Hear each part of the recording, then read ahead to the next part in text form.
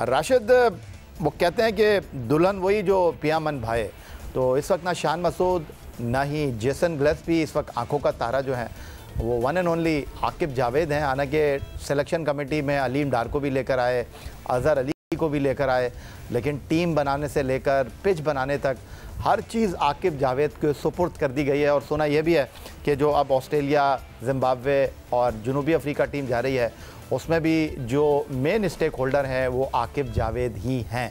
तो आकिब जावेद इस वक्त ऑल इन ऑल हैं chairman cricket board Syed Mohsin Raza Naqvi के बाद।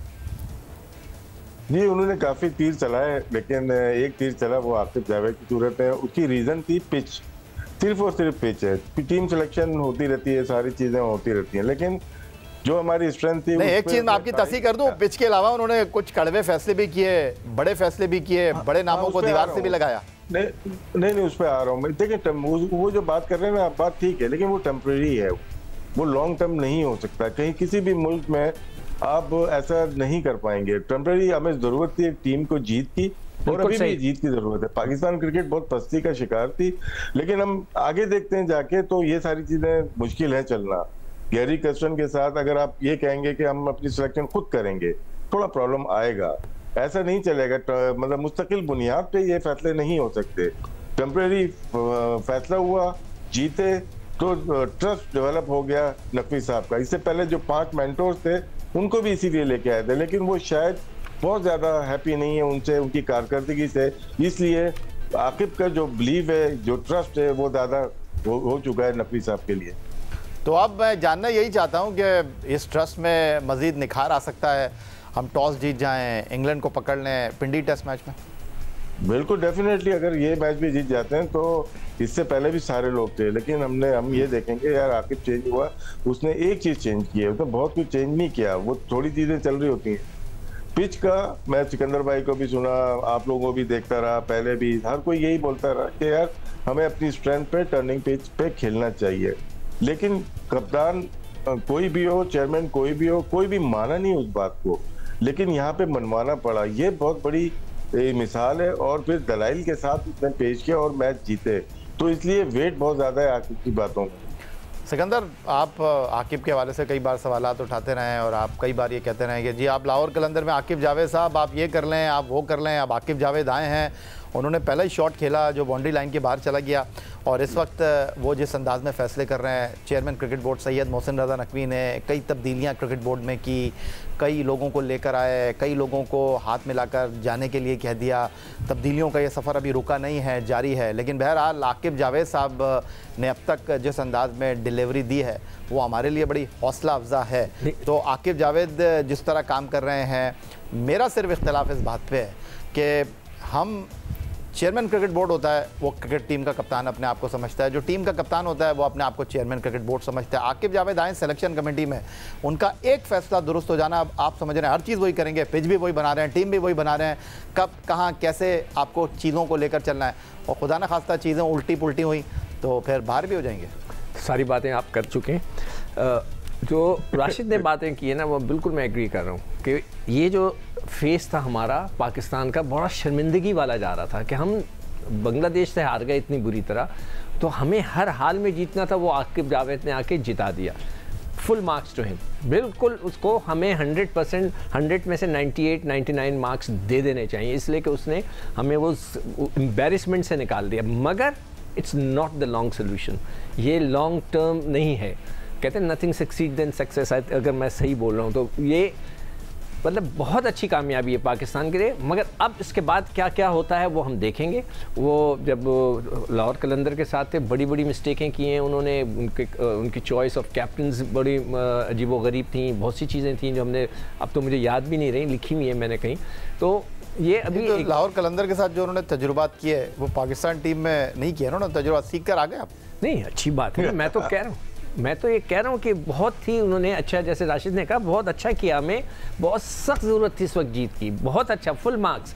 मगर ये लॉन्ग टर्म नहीं है। उसके बाद हम देखते हैं कि वो और क्या प्लानिंग करते हैं। और मैं टोटली एग्री करता हूँ कि आप कप्तान को, कोच को बगैर लिए। अच्छा, आप रुक जाएं यहाँ पर। कप्तान की आपने बात की, माजिद भट्टी साहब, आगे आने वाले दिन बड़े इंपॉर्टेंट है कि अगले चंद घंटों में पाकिस्तान वनडे टीम के कप्तान का अनाउंसमेंट होने वाला है, और मैं अभी तक अपनी इस बात पर बरकरार हूँ, कायम हूँ कि जो आपका वनडे कैप्टन है वो सरप्राइज़ है आपके लिए, और अब आकिब जावेद का वोट उसमें बड़ा अहमियत का आमिल है क्योंकि वो लॉन्ग टर्म पॉलिसी लेकर चल रहे हैं, और गैरी कर्स्टन के साथ भी उनकी बात हुई है। और जो आपका वाइट बॉल टीम का कैप्टन है उसके पास इख्तियारात होंगे या नहीं होंगे ये तो मैं नहीं कह सकता, लेकिन जो नाम इस वक्त मार्केट में गर्दिश कर रहा है अभी उस बारे में मैं 70-30 हूँ। देखें, जो पीसीबी के सोर्सेज कंफर्म कर रहे हैं वो तो मोहम्मद रिजवान को कंफर्म कर रहे हैं, लेकिन सवाल ये है कि जिस तरह शान मसूद ने अपने सिलेक्शन के इख्तियारात छोड़ दिए, जैसन गिलेस्पी ने छोड़ दिए, क्या मोहम्मद रिजवान या मोहम्मद रिजवान के अलावा जो भी कप्तान आता है वो ये इख्तियारात छोड़ेगा? लेकिन मेरे ख्याल में एक है ट्रिकी सिचुएशन, लेकिन ये कह देना कि जी ये लॉन्ग टर्म सोल्यूशन नहीं है। पाकिस्तान की अगर आप हिस्ट्री देख लें 75-76-77 साल की, हम होम ग्राउंड पर इसी तरह की पिचेस पर इसी तरह की बॉलिंग के साथ मैच जीतते रहे, सिवाय उस दौर के जब बहुत ज़्यादा गेंद बनती थी और रिवर्स स्विंग होती थी, अदरवाइज़ हमारी हिस्ट्री ये रही है।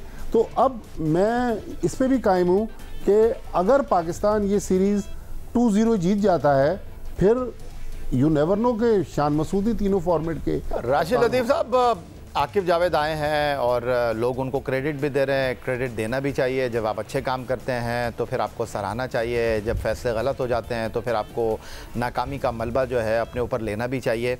लेकिन एक बात जो इस वक्त क्रिकेट बोर्ड के कॉरिडोर में है कि तीनों फॉर्मेट में मुस्तकबिल में मोहम्मद रिजवान पाकिस्तान टीम का हिस्सा नहीं होंगे।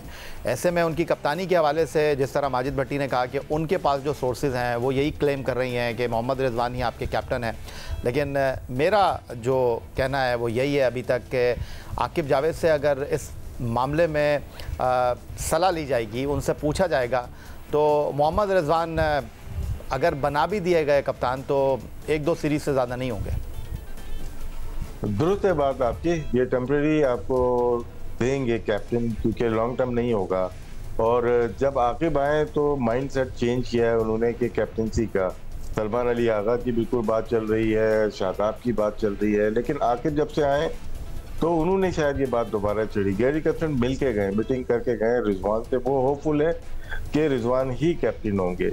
नकवी साहब यहाँ नहीं थे, उनकी मीटिंग पेंडिंग में चली गई है, उसके बाद डिसाइड होगा कि रिजवान से मीटिंग के बाद कि कैप्टन कौन होगा।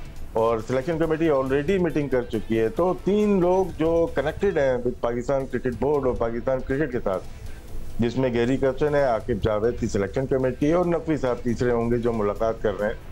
तो ये सीरीज जो चली है ये सलमान अली आगा के साथ या शादाब के साथ नहीं हुई।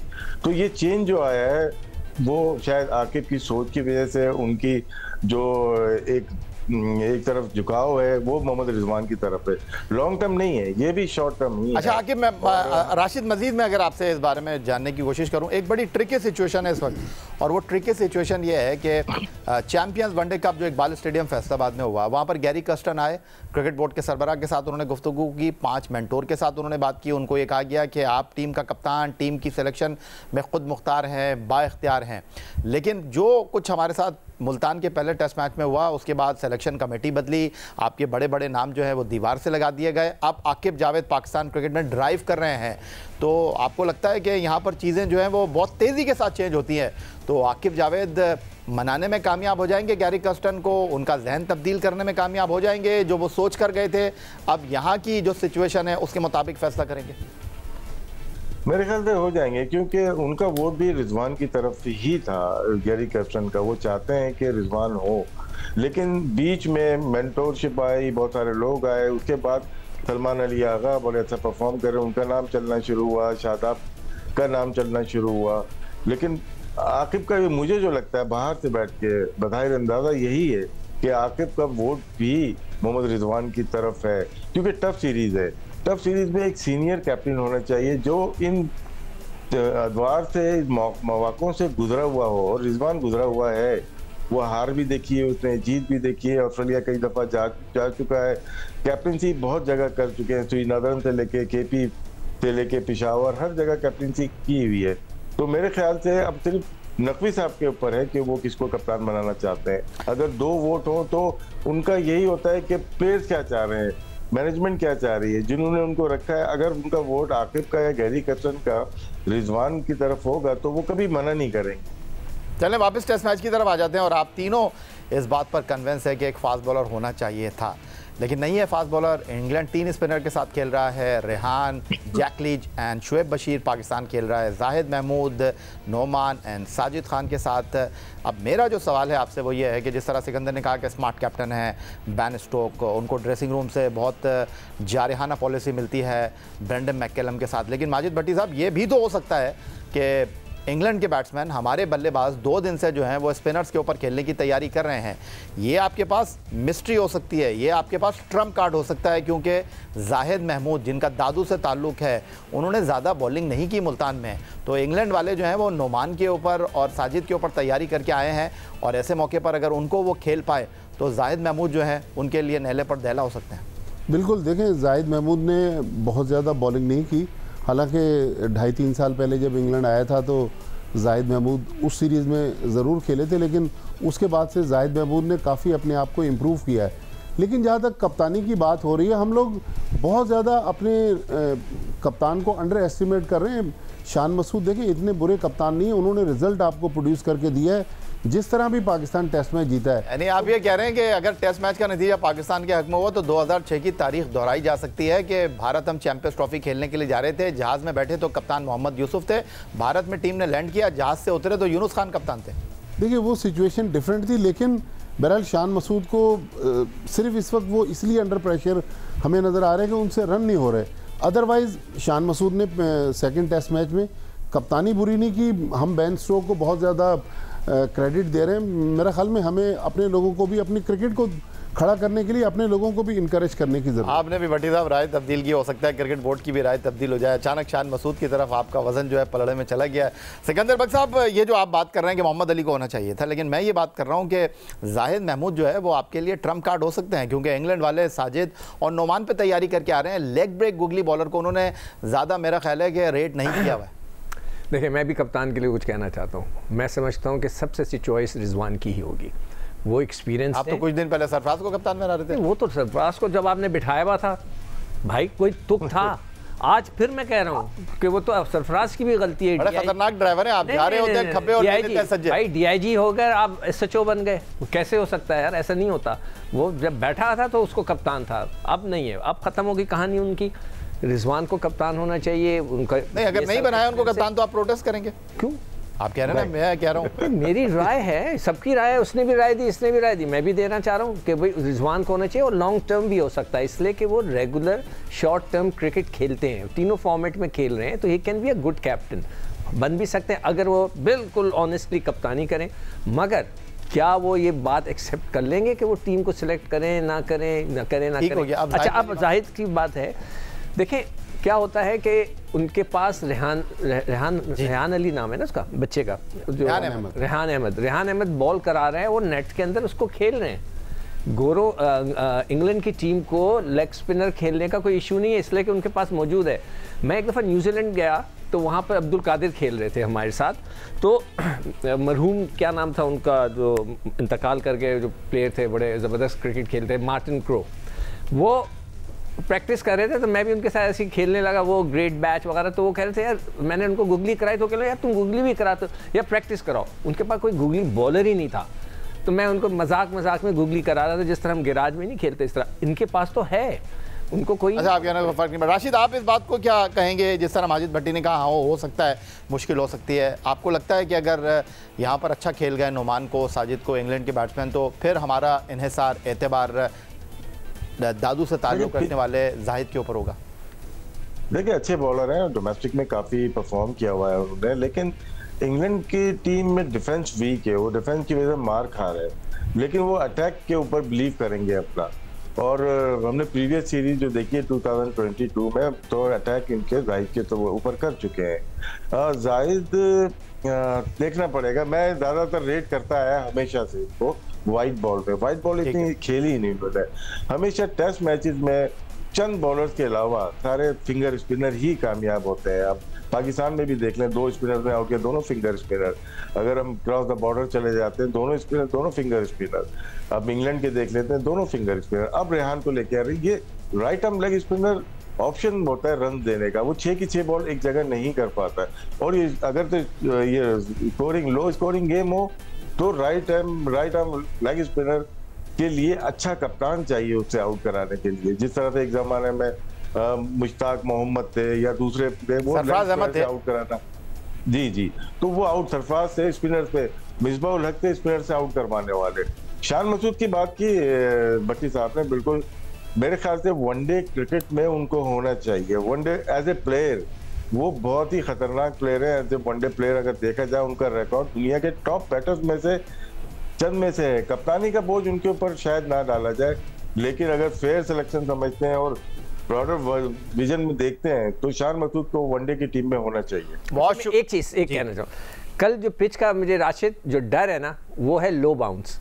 मुझे डर है कि कल वाली पिच नीचे ना रहे बॉल, और ये अगर हो गया तो बड़ा इंटरेस्टिंग हो जाएगा कल। बहुत शुक्रिया आपका सिकंदर भाई, बहुत शुक्रिया आपका जी।